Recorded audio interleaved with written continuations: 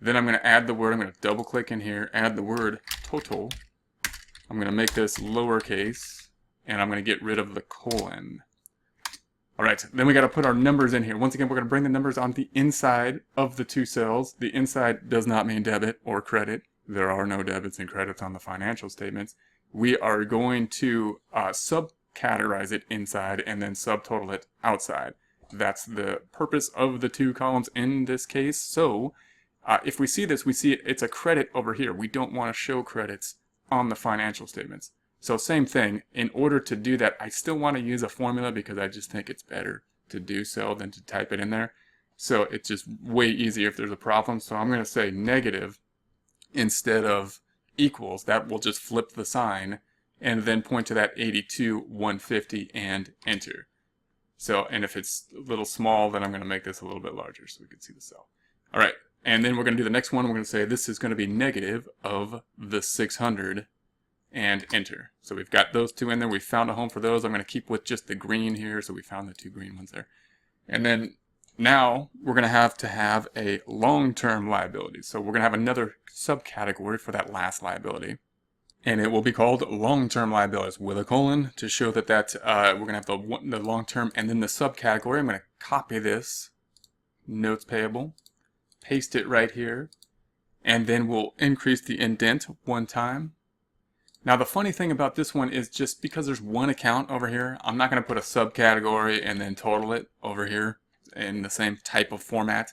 What we'll just do is we'll just take it out to the outer column and say, yeah, there's one account in total long-term liabilities.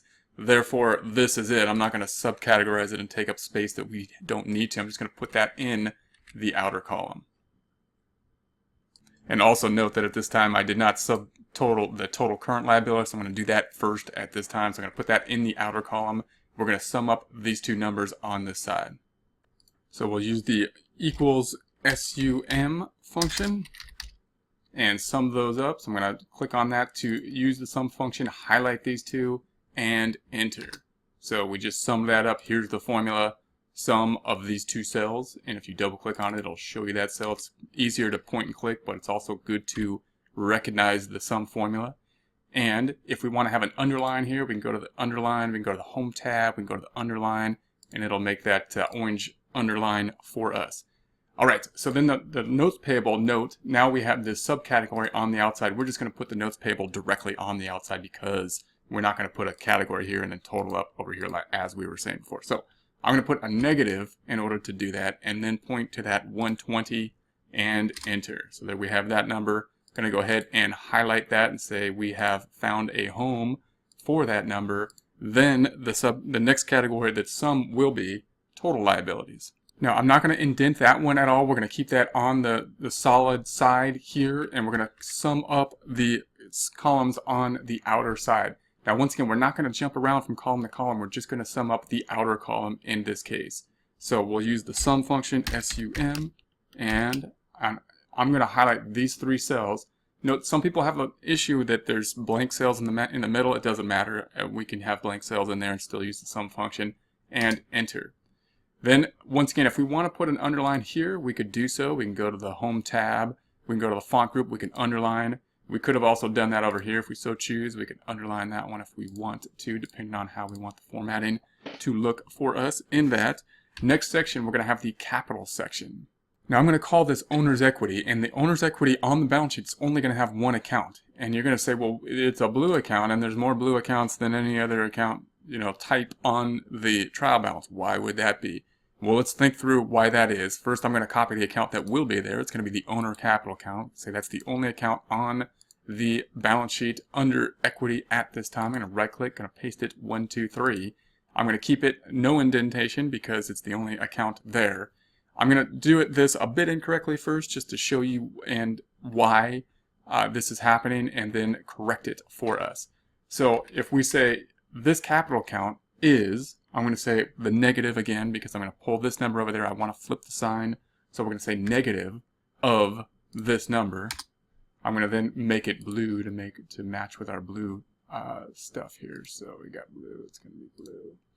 All right. And then Note that if we sum this up then, if we take that to be our only number and we don't do anything with all this stuff, then we could then sum up the total liabilities and equity, which should equal our total assets. And let's see if that's the case. We're going to say equals SUM of our total liabilities and the equity capital count, enter. And note, of course, that that does not equal our total assets. And why would that be? And the answer is because we didn't account for all the other blue stuff here. And so that's what I want to show us on this. This capital count is deceiving in that it has the same name here and the same name on the trial balance, but they mean different things. This one means the capital count as of the end of the month, April 30th. This one basically means the capital count at the beginning month, April 1st. And you might say, well, how am I supposed to know that? Well, this one we know that I don't need to put the date there because the date's up here. And this is as of a point in time. That point of time, the end of the month. Therefore, this should be as of the end of the month. This one, we just kind of need to know, we need to assume and understand that if we're looking at a trial balance, that includes all the temporary accounts, which is everything under there, which has to do with timing, then that must mean that this is the beginning of that period. This is the beginning of what is owed to the owner, plus any investments. And then this is what has happened during that time period. So if we want to put this all in one number, we just highlight the whole thing. It's the credit minus the debit plus the credit minus the debit minus the debit minus the debit. And that adds up to 178,936. So let's delete this number and let's just sum up that entire column. Once again, we could do that with equals SUM and sum up this entire column. We're just going to highlight that whole thing. And if we make that a little bit larger, we come up to that number again, but we're still out of balance. Why? Because it made that a credit, meaning Excel sees it as a negative, and we don't want it as a negative. So how can we flip the sign? Well, we can multiply it times -1, or I can just put a negative in front of the S. I can say, well, how about if I just do that? And then we have that. And then again, if I want to do that in one step, we'll just, instead of using the equal sign, we'll use the negative SUM and just highlight from the capital down to there. Now again, I like to see that and see the balance sheet first, see that we are in balance on the balance sheet personally, because the balance sheet to me is basically everything. It's the entire accounting equation. But this number here, we want to know more about that number. Why do we want to know more about that number? What is so important about that number? Well, this number represents the book value of the company. If we rearrange the accounting equation as assets minus liabilities, that equals equity. So here's what we owe. Here's what we own in terms of dollar amount. Here's who we owe it to. This minus this means the book value is equity. Why is it called capital for the owner? Because the owner theoretically could sell this, pay these people, walk away with that much money. That's the theoretical book value of the company. Now, we want to know the timing of that book value. We want to know how we performed last time period. And so in order to know how we performed, that's why we have these temporary accounts here, being revenue. That's how we did last time period. Expenses, that's how much we had to expend in order to help us generate that revenue in the last time period. Draws is what we as the owner have taken out of the company. So now we're going to do the income statement, and I'm not going to say that we found a home for these. We kind of did, but we only found it by scrunching them all into one number. Now we're going to break those out into the income statement and the owner's equity. At the end of that, we'll see that we'll just tell the story, come up with this same number. So at the end of the statement of owner's equity, we'll have this same number, but we'll have a lot more detail in terms of what happened, how we did. Okay, so then we're going to start with the income statement. The income statement title, in this case, will be for the month ended April 30th, 2000 X1. And note that that's different than what we had in the balance sheet, which is like one date. I had to type a lot more stuff down here, which is kind of annoying, but we have more stuff that we had to type. Why do we have to type that for month ended?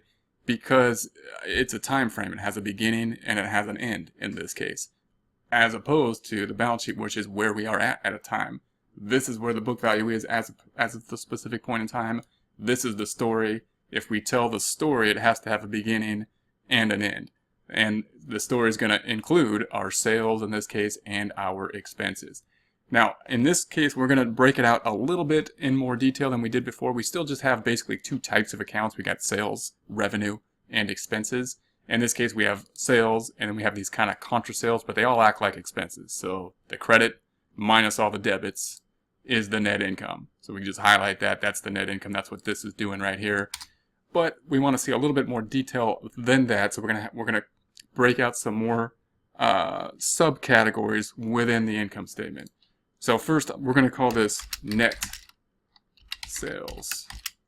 Net sales is not net income. Net sales is going to be net of the things that are contra sales accounts for the most part. We're going to start off with sales. That's going to be the first account that we will take a look at. And we'll say sales is here. Now you'll note that we have three columns that we're going to work in. And that's going to help us out with our subcategories over here. So I'm going to put the sales actually in the middle column.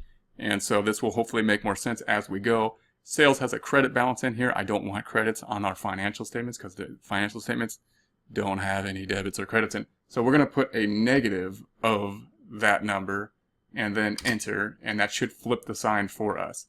Now, the reason we're talking about net sales is because we have these two accounts here that are really kind of contra sales accounts right here and here. Sales returns and allowances and sales discounts. They look like expenses, they're debit balances, they will reduce net income as expenses do, but what they really are saying is, hey, you know, people returned money, so the sales at some time was overstated, and now we need to reduce sales, but we don't like reducing sales, so we made this other account. Same with the discounts. We recorded the discount as the sales price, and then we gave someone a discount after we already recorded the sales.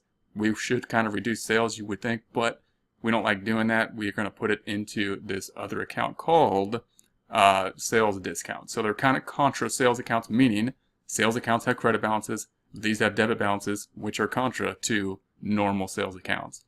So I'm going to highlight these two, and I'm going to copy those. I'm going to put those under the sales number in J23, right click and paste it 1, 2, 3. Now I'm going to highlight all of these, and I'm going to say that we're going to indent this one time. So we're going to go to the Home tab, we're going to go to the Alignment, increase the indentation. And then I'm going to highlight the second two. I'm going to pull those into the Enter column. And I'm going to highlight those and indent those. So I'm going to go to the Home tab, Alignment, increase indent one time there. Okay, so also want to indicate that these are going to be subtractions. Why? Because this is a credit balance. These are debits. These debits are going to decrease the overall credit balance. So we got the 61 less the two debits gives us the 59,900. We don't want debits and credits, but we want a positive plus and minus calculation of 59,900. So therefore, I'm going to indicate that in words. I'm going to put here and say this is going to be less. We want to tell our readers, hey, it's a subtraction problem. I'm going to do the same thing here, less. It's a subtraction problem. And I'm not going to put a minus sign here. We are just going to indicate to our reader that it's a subtraction problem by the fact that we have the word less in those two items. So I'm going to put equals, and then we're going to point to that 500 and enter, equals, point to that 600. There we have those two items. Then we're going to sum them up over here. Now I'm not going to put the sum category down here. I'm going to actually put it on the same line. Anytime you see that happening, it's probably not doing anything with anything above it. It's doing something with these two numbers on the side of it. We're going to sum up those two less amounts to bring that into our total less amount to calculate this net sales. So I'm going to use the sum function, equals SUM of the 500 and the 600 and enter. So there we have it. We have the sales minus the two contra accounts, which add up to the 1,100. We're going to end up now with net sales. I'm just going to get rid of the colon on the end here. Enter, going to go back on it. I'm going to increase the indent 2 times, Home tab, Alignment, increase indent 3 times to make it nice and even. And then we're going to pull that out to the third column. So now we're way out in the third column. Remember, we don't jump from column to column. The columns do get confusing to look at, but if I'm out here in the third column, I'm just going to be doing something with these two numbers. I'm not going to be jumping back to these two numbers.